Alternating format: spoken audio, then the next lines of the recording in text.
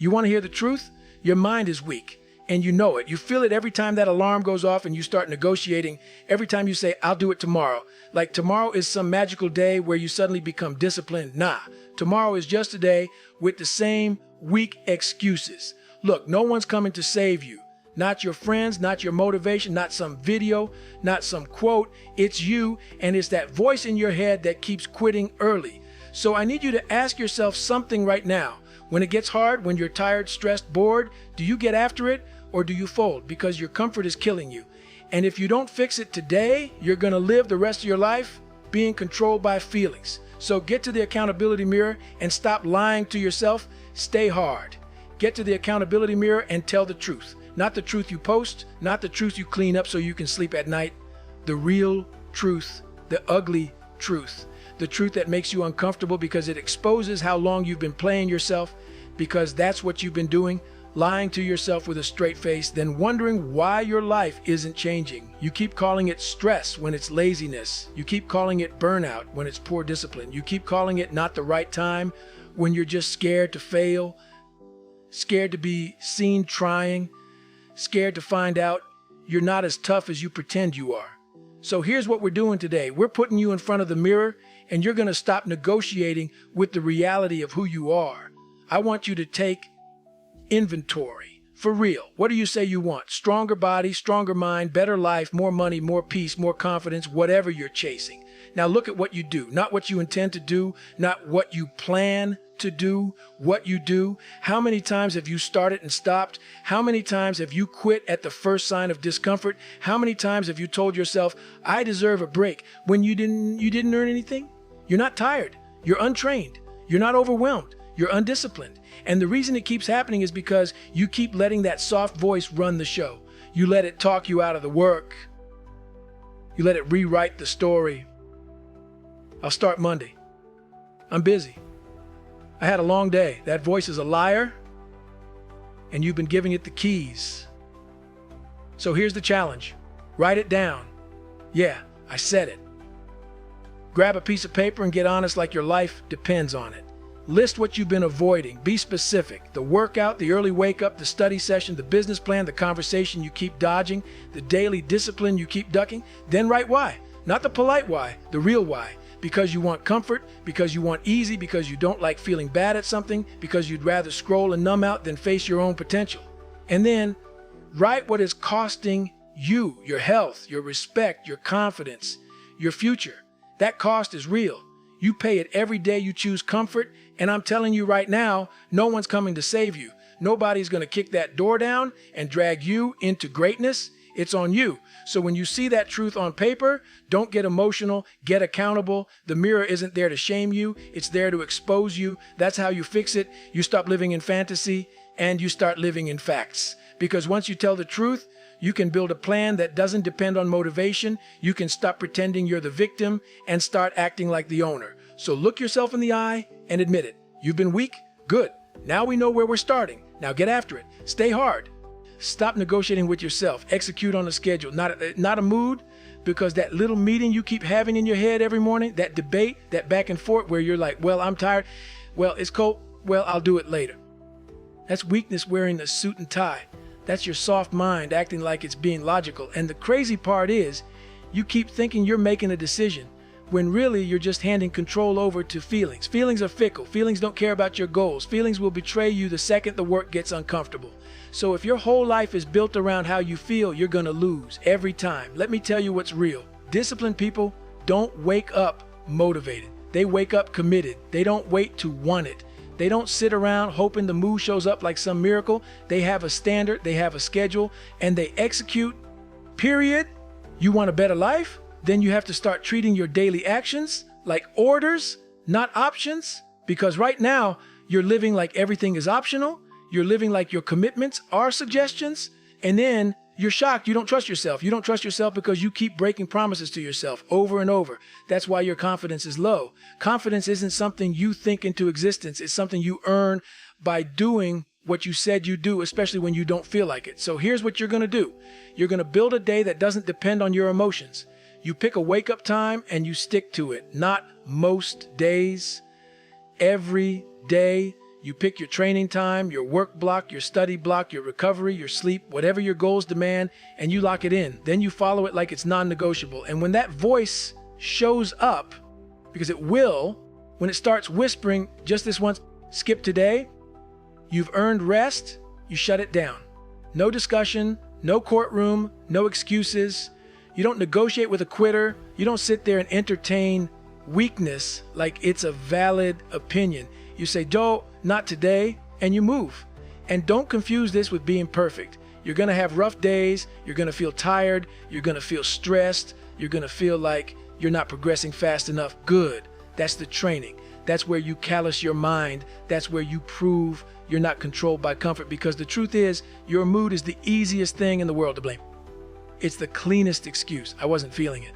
Okay, and who cares? You think life is going to pause because you weren't feeling it? You think your bills, your goals, your responsibilities, your future, they're going to wait until you're in the right vibe? Nah, you either do the work or you don't. And if you don't, you pay every time. So set the schedule, follow the schedule. And when you slip, and you might, don't spiral into pity. You correct. You get back on track fast. No drama, no story, just action. That's how you rebuild trust with yourself. That's how you become dangerous in a world full of people who only perform when it feels good. Now execute, get after it, stay hard. Callous your mind by doing one hard thing every day on purpose, not when life forces it on you, not when you're backed into a corner. I'm talking about waking up and choosing discomfort like it's part of your job, because right now your mind is soft for one reason. You've trained it to run the moment it feels pain. You've trained it to seek comfort like it's oxygen. The second it gets difficult, you start looking for an exit. You start bargaining, you start scrolling, you start snacking, you start distracting, and then you wonder why pressure breaks you. Pressure doesn't break you. Your lack of training breaks you. You don't build mental toughness by talking about it. You build it by living in that uncomfortable space on repeat. Every day, you pick something hard, something you don't want to do, and you do it anyway. That's how you harden up. That's how you stop being controlled by your feelings, because your feelings are spoiled. They're used to winning. They're used to you listening. So you got to start taking power back. And it starts with one hard thing a day. And don't make it cute. Don't pick something easy and call it hard. I'm not talking about doing a couple push-ups and feeling proud. I'm talking about the thing you avoid, the thing that makes you anxious, the thing that makes you uncomfortable, the run when it's cold, the workout when you're tired, the deep work session when your brain wants dopamine, the study block when you feel stupid, the honest conversation you keep delaying, the early wake up when your bed feels like a drug. That thing, you know exactly what it is. You've been dodging it for years. That's your hard thing. Here's the framework. Identify your discomfort trigger, then attack it daily. If the trigger is physical pain, you train through controlled suffering. If the trigger is boredom, you practice focus. If the trigger is fear, you practice exposure, small, consistent reps. And when your mind starts screaming, stop, you don't stop. You pause if you need to, you breathe, you reset, but you stay in it. Because that's the moment you're building the callus. A callus doesn't form when everything is smooth. It forms from friction, from repeated contact with pain, from staying in the fire long enough that it stops owning you. And I need you to understand this. The goal isn't to be comfortable with discomfort overnight. The goal is to prove to yourself daily that discomfort doesn't get a vote. That's it. That's how you become unbreakable. You stop letting the hardest part of your day be your own mind. You start training your mind to obey. You start training it to follow orders. And once you do that, everything else gets easier. Not because life gets easier, but because you get stronger. So when you wake up tomorrow, don't ask what do I feel like doing? Ask what's the hard thing I've been avoiding? Then go do it before your mind has time to negotiate. No warm-up excuses, no delays, because delay is where weakness grows. You hit it early, you hit it hard, and you walk away different. Do one hard thing today, then do it again tomorrow. Stay hard. Use the cookie jar when you want to quit, because quitting doesn't show up like some dramatic moment with alarms and flashing lights. It shows up quiet. It shows up as a thought, a whisper. You've done enough. This is good enough. You're tired. You can't. And if your mind is weak, you believe that whisper like it's truth. You bow to it. You stop early. You slow down. You start looking for permission to be average. That's how people lose, one soft thought at a time. So I built something for those moments. I don't rely on hype. I don't rely on motivation. I rely on receipts. That's what the cookie jar is. Proof. It's the evidence that I've already been through hard and I didn't die. It's the list of battles I survived when I wanted to fold. And when the quit voice comes, I reach in that jar and I pull out a memory that reminds me who I am when it's ugly. Most of you don't have that jar ready because you don't document your pain. You forget what you overcame because you're so busy chasing the next comfort. So here's what you're going to do. You're going to start building it on purpose. Write down every time you do something you didn't want to do, every time you get up early, every time you train when you're tired, every time you say no to the easy way out, every time you face something you've been avoiding. It doesn't have to be dramatic. It has to be real, because those moments are deposits. That's you putting mental currency away for the day you're broke. And let's be honest, some of you have receipts already. You've made it through things that should have crushed you. You've been disrespected, doubted, abandoned, laughed at. You've been overweight, broke, addicted to comfort, stuck in a cycle. You failed, you've been humiliated, you've been exhausted, and you're still here. That means you have proof of toughness sitting in your history if you stop acting like a victim long enough to remember it. The cookie jar is you refusing to let your current feelings rewrite your entire story, because that's what weakness does. It makes you forget every win the second you feel pain. So when you're in it, when your lungs are on fire, when your legs are heavy, when your brain is screaming, when you're studying and you feel stupid, when you're working and you feel behind, this is the moment. This is where most people tap out. This is where you separate. You don't ask, how do I feel? You ask, what have I already survived? Then you reach in that jar. You grab a memory like a weapon. I've done harder than this. I've been lower than this. I've been more tired than this. I've been more afraid than this. And you don't say it like a quote, you say it like a fact, because it is a fact. And here's the key. The cookie jar doesn't remove pain. It doesn't make it comfortable.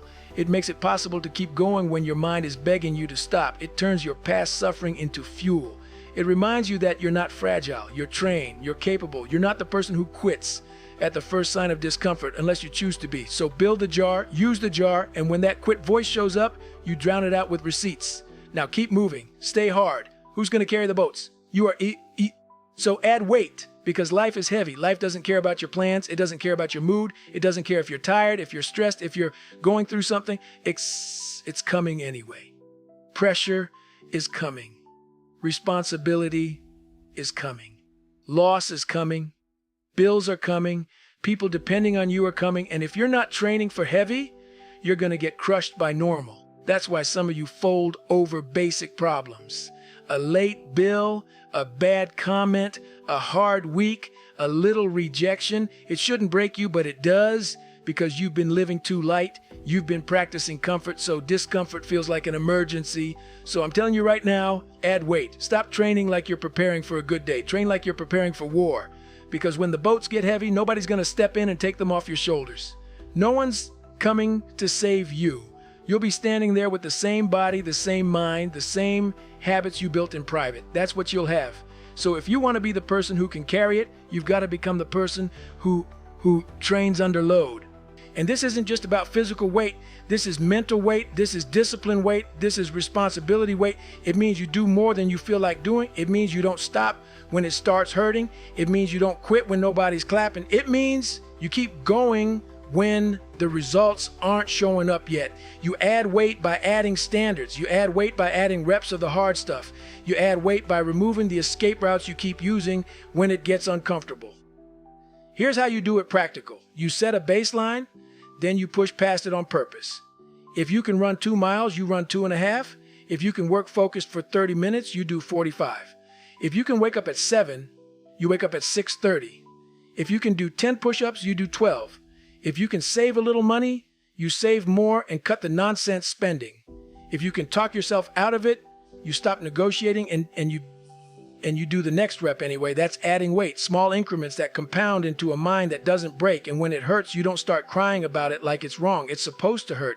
That pain is the receipt that you're leaving comfort behind. That's where people get it twisted. They think hard is a sign they're doing something wrong. No, hard is the sign you finally found the edge. The edge is where growth lives. The edge is where calluses form.